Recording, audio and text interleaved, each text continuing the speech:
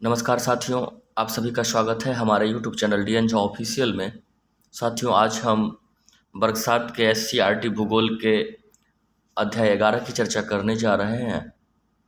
आज का जो हमारा टॉपिक है और जिसकी हम चर्चा करेंगे वह है मानव पर्यावरण अंतःक्रिया तटीय प्रदेश केरल में जनजीवन। अर्थात तटीय प्रदेश केरल में जनजीवन कैसा है, आज हम इसी की चर्चा करने जा रहे हैं।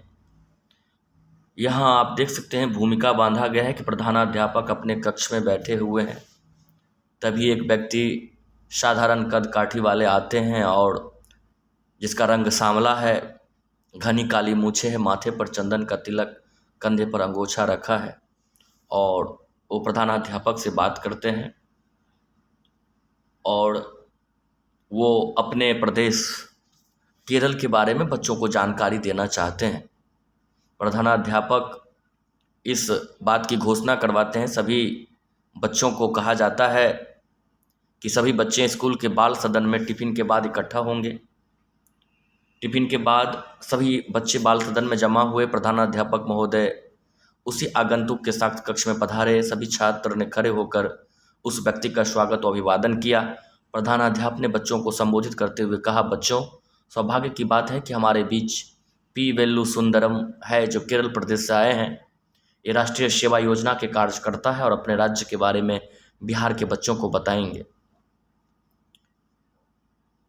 ताकि बिहार के बच्चे भी केरल के बारे में जान सकें। ये आप लोगों को वहाँ की जलवायु, रहन सहन, खान पान, व्यवसाय आदि से परिचित कराएंगे। हालांकि इनकी अपनी भाषा तो मलयालम है, लेकिन ये आपकी ही भाषा में आपसे बातचीत करेंगे। आप सभी ध्यानपूर्वक उन्हें सुनेंगे।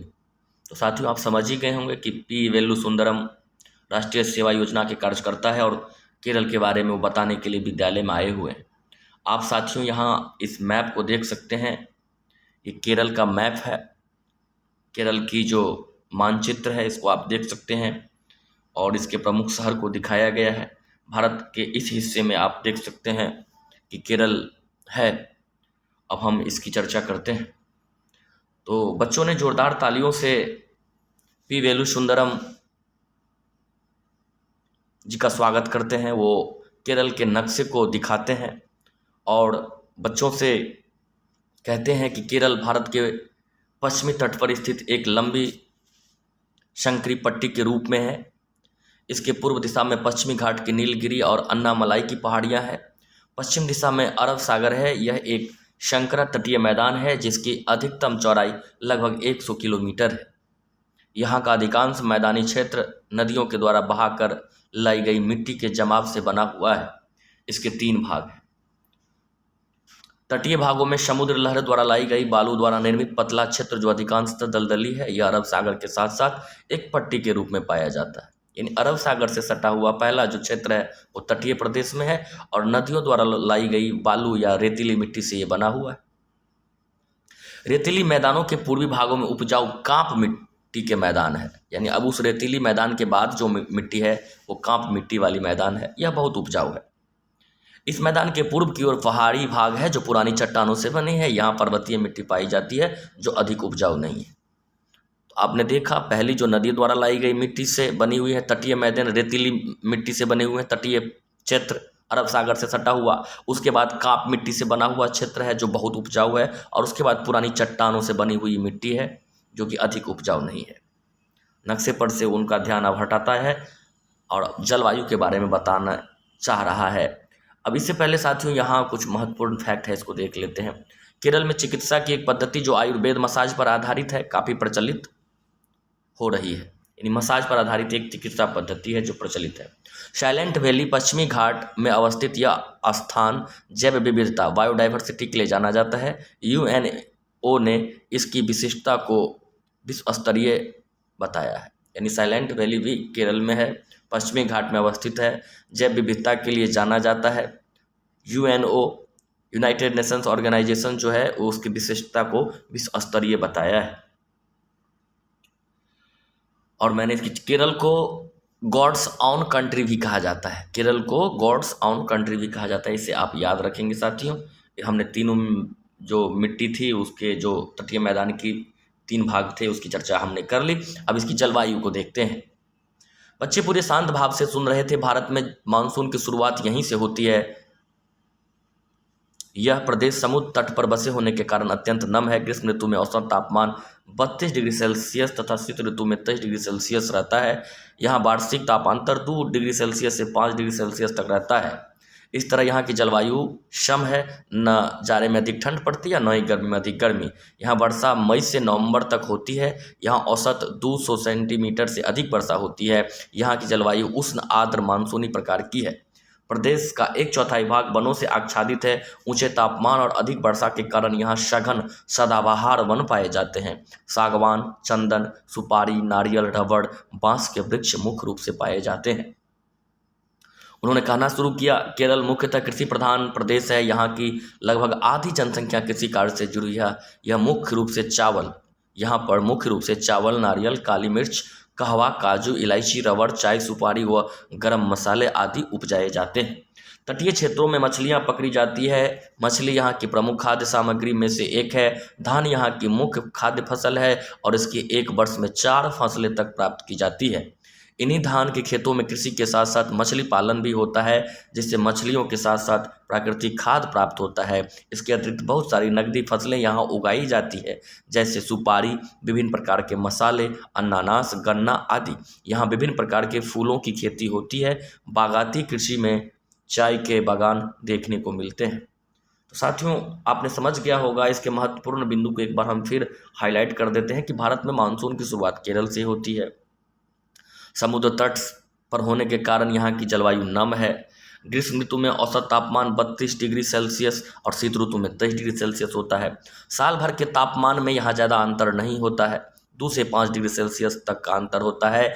और यहाँ की जलवायु सम है, अर्थात न ज़्यादा गर्मी है न ज़्यादा ठंडा, अर्थात साल भर एक ही प्रकार की जलवायु पाई जाती है। मई से नवंबर तक वर्षा होती है और वर्षा 200 सेंटीमीटर से भी ज़्यादा होती है। जलवायु यहाँ की उष्ण आर्द्र जलवायु मानसून प्रकार की है, यानी केरल में उष्ण आर्द्र मानसूनी प्रकार की जलवायु है। प्रदेश का 1/4 हिस्सा वनों से आच्छादित है। तापमान ऊंचे और अधिक वर्षा के कारण यहाँ सघन जो सदाबहार वन पाए जाते हैं। केरल में सदाबहार वन पाए जाते हैं, जो हमेशा एवरग्रीन कहा जाता है अंग्रेजी में, जैसे हमेशा हरे भरे रहते हैं। और ये इसमें जो वृक्ष पाए जाते हैं वो सागवान, चंदन, सुपारी, नारियल, रबड़, बांस, ये सब। और आगे केरल कृषि प्रधान प्रदेश है। आधी जनसंख्या इस पर निर्भर है और चावल, नारियल, काली मिर्च, कहवा, काजू, इलायची, रबड़, चाय, सुपारी, गरम मसाले, ये सब उपजाए जाते हैं। मछलियाँ पकड़ी जाती है। धान के खेतों में भी मछलियों का पालन होता है इसमें। और ये भी महत्वपूर्ण बात है कि वहाँ पर एक वर्ष में 4 बार धान की फसलें उगाई जाती है, अर्थात 3 महीने के अंतराल पर ही वहाँ पर 4 बार, एक वर्ष में 4 बार धान की फसलें उगाई जाती हैं। और धान के खेत में ही मछलियों का पालन होता है। इससे मछली भी प्राप्त होती है और खेतों में खाद की आपूर्ति भी हो जाती है। सुपारी, विभिन्न प्रकार के मसाले, अनानास, गन्ना आदि सभी यहाँ खूब पाए जाते हैं। सुंदरम ने आगे कहा, केरल देश के उन गिने चुने क्षेत्रों में से है जहां आज की दुर्लभ वन्य जीवन फल फूल रहा है। यहाँ हाथी, विभिन्न प्रकार के बंदर, किंग कोबरा, विभिन्न प्रकार के पक्षी इत्यादि पाए जाते हैं। आपने दूरदर्शन पर हाथियों के झुंड जरूर देखे होंगे। सबने जोर से कहा, हाँ, ये सब केरल के जंगलों के ही दृश्य है। तो इन जीवों को आपने देखा होगा और ये जीव वहाँ पाए जाते हैं। बंदर, किंग कोबरा, विभिन्न प्रकार के जीव जंतु, हाथी भी वहाँ बहुत ज़्यादा पाए जाते हैं केरल में। थोड़ी चुप्पी के बाद उन्होंने फिर कहना आरंभ किया कि यहाँ के लोग अत्यधिक धार्मिक प्रकृति के होते हैं। हिंदू, ईसाई, इस्लाम यहाँ के मुख्य धर्म है। यहाँ जल यहाँ की संस्कृति का महत्वपूर्ण अंग है। यहाँ पर विश्व प्रसिद्ध नौका दौड़ का आयोजन किया जाता है। कथकली यहाँ की विश्व प्रसिद्ध नृत्य नाटिका है। मोहिनी अट्टम यहाँ का प्रसिद्ध नृत्य है। मार्शल आर्ट के रूप में कलारी पयट शैली है। मलखंभ यहाँ का प्रसिद्ध खेल है। सबरीमाला प्रसिद्ध मंदिर अर्थात तीर्थ स्थल है। तो साथियों, यहाँ बहुत सारे प्रश्न बन रहे हैं। नौका दौड़ का आयोजन होता है। कथकली मुख्य नृत्य है और इसके अतिरिक्त मार्शल आर्ट के रूप में कलारी पयट शैली का प्रयोग होता है। मोहिनी अट्टम यहाँ का प्रसिद्ध नृत्य है। मलखंभ प्रसिद्ध खेल है और सबरीमाला मंदिर जो है तीर्थ क्षेत्र, तीर्थ स्थल भी केरल में है। यहाँ के लोग सेवा भाव से भरे होते हैं, इसलिए सबसे अधिक चिकित्सा नर्स इसी राज्य से आती है। यहाँ साक्षरता दर भी भारत में सबसे अधिक है। आंखों में चमक लाते हुए सुंदरम बोले, केरल प्रदेश के तटीय भागों में मोनोजाइट, जिरकन, थोडियम, यूरेनियम पाया जाता है, जबकि पूर्वी भागों में चीनी मिट्टी, चूना और ग्रेफाइट पाई जाती है। तो यहाँ आप याद रखेंगे कि मोनाजाइट, जिरकन, थोडियम, यूरेनियम ये सब केरल के तटीय प्रदेश में पाया जाता है। पूर्वी भाग में चीनी मिट्टी, चूना और ग्रेफाइट पाई जाती है। सुंदरम ने कहा कि केरल में तिरुवनंतपुरम, अलवाई, पुन्नालूर, कोझिकोड प्रमुख औद्योगिक नगर है। तिरुवनंतपुरम में सूती कपड़ों, नारियल का तेल, साबुन, साइकिल ट्यूब, कांच आदि के कारखाने हैं। पुन्नालूर में कागज, अलवाई में एल्यूमिनियम बनाने के कारखाने हैं। कुटीर उद्योग में नारियल के रेशे से रस्सी, पाँव पोंछ, पायदान, टोकरियां आदि बनती है। इसके अतिरिक्त रेशम, चीनी मिट्टी के बर्तन, प्लाईवुड, रासायनिक खाद आदि के भी कारखाने हैं। अब आइए केरल की बस्तियों की बात करें। बच्चों में उत्सुकता बनी हुई थी। यहाँ की अधिकांश जनसंख्या गांव में निवास करती है।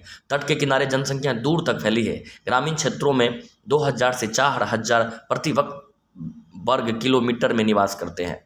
यानी ग्रामीण क्षेत्रों में जो जनसंख्या है 2000 से 4000 व्यक्ति प्रति वर्ग किलोमीटर, अर्थात बहुत ही सघन आबादी है। यहाँ बस्तियों का वसाव बहुत ही घना है। इनका क्रम लगातार दिखता है। लंबवत बनावट के कारण बस्तियों का वसाव भी लंबी पट्टी के रूप में दिखता है। यहाँ आमतौर पर पक्के दीवारों वाले मकान दिखाई पड़ते हैं। छत में खपरेल, एस्बेस्टस या टीन तथा कंक्रीट इस्तेमाल होते हैं। यहाँ पत्थरों को काटकर ईंटें बनाई जाती है। यहाँ रेल, सड़क, वायु मार्ग के अतिरिक्त नदी मार्ग से अधिक परिवहन होता है। यहाँ झील, नहरों तथा नदियों का जाल बिछा है।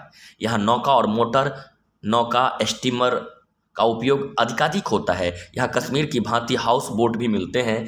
इनमें बहुतायत विदेशी पर्यटक आकर ठहरते हैं। यहाँ की बसों की खिड़कियों में शीशे नहीं होते, बल्कि चमड़े के पर्दे लगे रहते हैं, जिसे चढ़ाया उतारा जा सकता है। पर्यटक विलासिता युक्त नौकाओं में भी भ्रमण करते हैं। आपको केरल में लैगून, झीलें खूब मिलेगी। यह कहकर उन्होंने थैले से एक पोस्टर निकाला और सबको दिखाते हुए बोले, ये झीलें वस्तुतः बालू का स्तूप, रेत की दीवार के द्वारा समुद्र से अलग हो गए हैं। इन झीलों को आपस में एक दूसरे से जोड़ दिया गया है और इस तरह की झीलों में ही नाव से एक कोने से दूसरे कोने तक जाया जा सकता है। पोस्टर में झीलों में लंबी लंबी नावें दिखाई गई थी। तस्वीर बहुत ही मनोहारी थी। तो साथियों, आपने समझ ही हुआ, इन्फॉर्मेशन है जो बातचीत के क्रम में, पाठ के क्रम में आप जरूर समझ रहे होंगे। अब यहाँ चावल, इडली, डोसा, सांभर, पुट्ट, उत्पम, अवियल, उपमा, अटपम एवं नारियल से बनी खाद्य सामग्री, मछली एवं समुद्री उत्पाद प्रचलित है। यहाँ केले के पत्ते पर भोज परोसा जाता है। निश्चित रूप से अपने यहाँ भी पहले ये होता था, केले के पत्ते का उपयोग किया जाता था। अब कम होता है, लेकिन अभी भी कोई जो फेस्टिवल होता है तो अभी भी केले के पत्ते का उपयोग किया जाता है खाने के लिए और पूजा आदि के लिए। महिलाएं साड़ी, पेटीकोट एवं सूट पहनती है। पुरुष कमीज और लुंगी, मुंडद्व पहनते हैं। सोने के गहनों का प्रचलन अधिक है। पुरुष धोती कुर्ते का प्रयोग करते हैं जो प्रायः सफ़ेद होते हैं। धोती को थोड़ा ऊंचा बांधते हैं। महिलाएं साड़ी ब्लाउज पहनती है। पुरुष माथे पर चंदन का तिलक लगाते हैं, जबकि महिलाएं विभिन्न फूलों के गजरों से बालों को सजाती है। छाता यहाँ की वेशभूषा का अभिन्न अंग है, जो परंपरागत रूप से नारियल के पत्ते से बनाया जाता है। हालांकि आधुनिकता के कारण इसका स्थान कारखानों में बने आधुनिक छातों ने ले लिया है। छाता का उपयोग आप लोग भी तो बरसात में करते ही है ना। सभी बच्चे एक साथ बोल पड़े हाँ। अब बताइए केरल के बारे में जानकर आपको कैसा लगा। सभी बच्चों जोरदार आवाज़ लगाई। बहुत अच्छा। नंदन उठकर बोला, सर आपने हम लोगों को केरल प्रदेश के बारे में इतना बढ़िया ढंग से बताया। यही बात तब अब जो है कि उन्होंने अपनी बातें समाप्त कर ली और बच्चे काफ़ी आनंद लिए। बच्चे प्रशंसा कर रहे हैं कि अब हम केरल के बारे में बहुत कुछ जानने लगे हैं। तो आइए साथियों, आप लोग भी तो सभी तत्व को जान ही गए होंगे। कुछ प्रश्न है उसको देख लेते हैं। केरल प्रदेश की जलवायु है समशीतोष्ण। आपने देखा होगा कि वहाँ पर ना तो ज़्यादा गर्मी ना ज़्यादा ठंडा, समशीतोष्ण केरल प्रदेश की जलवायु। केरल में नहीं उपजाया जाता है तो कहवा, काजू, इलायची को उगाया जाता है, जूट नहीं उगाया जाता है। इसके बाद साइलेंट वैली स्थित है पश्चिमी घाट में, हमने चर्चा भी की। जैव विविधता का क्षेत्र है वहाँ पर। सबरीमाला क्या है तो तीर्थ स्थान है। अब इसको देखते हैं कि मलखम्ब एक खेल है। पश्चिमी घाट ये नीलगिरी की पहाड़ियाँ है। केराली मसाज पश्चिमी घाट जो है ना में ही नीलगिरी की पहाड़ियाँ हैं, ये आप समझेंगे। और केराली मसाज एक प्रकार की चिकित्सा पद्धति है। उत्पम एक प्रकार का खाद्य पदार्थ है और मलयालम एक प्रकार की भाषा है। तो साथियों, इस तरह से हमारा ये 11वां अध्याय समाप्त होता है। अगर आप हमारे इस चैनल पर नए हैं तो निश्चित रूप से चैनल को सब्सक्राइब कर लें, वीडियो को लाइक और शेयर करें। और आप इस वीडियो के डिस्क्रिप्शन में और हमारे जो चैनल है उसको देखेंगे तो आपको बहुत सारे वीडियो मिलेंगे जो कि विभिन्न प्रकार के शिक्षक भर्ती परीक्षा, सक्षमता परीक्षा और विभिन्न प्रतियोगी परीक्षाओं के लिए बहुत ही महत्वपूर्ण वीडियो हैं। आप इसे देखें और अपने ज्ञान वृद्धि करें। वीडियो को अंत तक सुनने के लिए आप सभी का बहुत बहुत धन्यवाद।